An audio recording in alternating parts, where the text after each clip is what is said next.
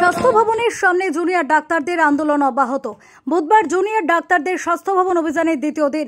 মঙ্গলবার করুণাময়ী থেকে স্বাস্থ্য ভবন পর্যন্ত জুনিয়র ডাক্তাররা অভিযান করেন। বিকেল গড়িয়ে রাত থেকে বুধবার সকাল হলেও স্বাস্থ্য ভবনের সামনে থেকে সরেননি তারা। আন্দোলনরত জুনিয়র ডাক্তারদের দাবি, পশ্চিমবঙ্গের স্বাস্থ্য সচিব নারায়ণ স্বরূপ নিগমকে ইস্তফা দিতে হবে। ইস্তফা দিতে হবে স্বাস্থ্য অধিকর্তা এবং স্বাস্থ্য শিক্ষা অধিকর্তাকে। জুনিয়র ডাক্তারদের দাবি, তারা স্বাস্থ্য ভবন সাফাই অভিযানে নেমেছেন। সেই সঙ্গে তাদের যে 5 দফা দাবি ছিল সেটাও থাকছে বলে জানিয়েছেন ওয়েস্ট বেঙ্গল জুনিয়র ডক্টরস ফ্রন্টের প্রতিনিধিরা।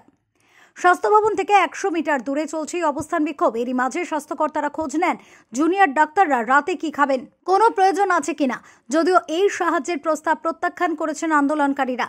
আন্দোলন চলাকালীন মঙ্গলবার রাতে স্বাস্থ্য ভবনের সামনে চলে আসেন তিলোত্তমার বাবা মা ও পরিজনেরা। তরুণী নির্যাতিতা চিকিৎসকের বাবা জানান, জুনিয়র ডাক্তাররা আন্দোলন করছেন বলেই আজ তারা জোর পাচ্ছেন।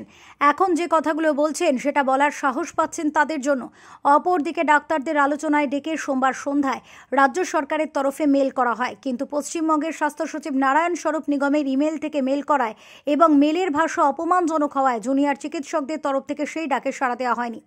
জুনিয়র চিকিৎসকেরা জানিয়েছেন, তাদের দাবি মানা না হলে এখানেই বসে থাকবেন তারা। এখন দেখার বৃহস্পতিবার কোনো সমাধান সূত্র বেরিয়ে আসে কিনা। ব্যুরো রিপোর্ট, ওঙ্কার বাংলা।